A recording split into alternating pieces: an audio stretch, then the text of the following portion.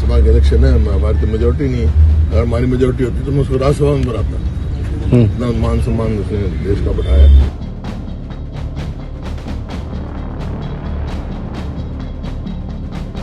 भारतीय पहलवान विनेश फोगाट ने पेरिस ओलंपिक के फाइनल मुकाबले से पहले अयोग्य घोषित किए जाने के बाद कुश्ती से संन्यास लेने की घोषणा कर दी है। विनेश फोगाट ने मंगलवार यानी 6 अगस्त को एक के बाद एक 3 मुकाबलों में शानदार प्रदर्शन करते हुए 50 किलोग्राम फ्री स्टाइल कुश्ती के फाइनल में जगह बनाई थी। ऐसा करने वाली वो पहली भारतीय महिला भी बनी, लेकिन उन्हें वजन ज्यादा पाए जाने के चलते ओलंपिक से अयोग्य घोषित कर दिया गया। इसके बाद से सियासत तेज हो गई और विपक्ष लगातार इस मुद्दे पर हमलावर है। संसद में विपक्ष ने आवाज उठाई तो मोदी सरकार ने भी जम के जवाब दिया। इसके बावजूद विनेश फोगाट पर राजनीति थमने का नाम नहीं ले रही। महिला wrestler Vinesh Phogat Olympic final नहीं खेल पाई और अब उन्होंने कुश्ती से हमेशा के लिए अलविदा कह दिया है। ओलंपिक के फाइनल में पहुंचने के बावजूद विनेश फोगाट बिना मेडल के लौटेंगी।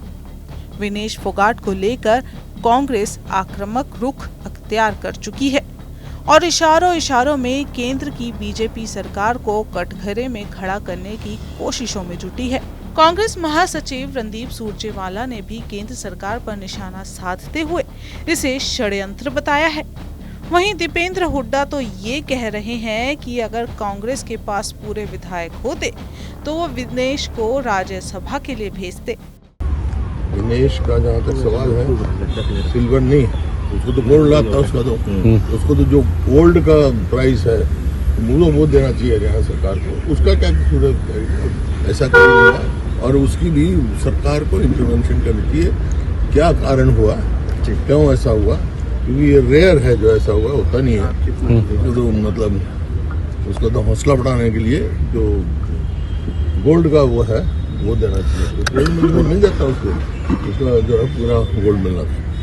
और पक्की बात है जो उसका हौसला बढ़ाना है। अब हमारे राज्यसभा के इलेक्शन है, हमारी तो मेजोरिटी नहीं है। अगर हमारी मेजोरिटी होती तो मैं उसको राज्यसभा में बनाता। इतना मान सम्मान उसने देश का बढ़ाया और उसका, ताकि खिलाड़ियों का हौसला बढ़े। यानी कांग्रेस इस मौके को पूरी तरह से भुनाने में जुटी है। विधानसभा चुनाव सर पर है और कांग्रेस विनेश को अपने पाले में कर चुनावी दंगल में जीतने की पूरी कोशिश कर रही है। वहीं CM Nayab Singh Saini damage control करने में जुटे हैं। इसके लिए सीएम सैनी ने विनेश के संन्यास के ऐलान के बाद उन्हें सबके लिए चैंपियन बताया है और कहा है कि विनेश का स्वागत एक मेडलिस्ट के तौर पर किया जाएगा। विनेश फोगाट को लेकर बीजेपी और कांग्रेस अपने अपने तरह के सियासी दांव चल रहे हैं।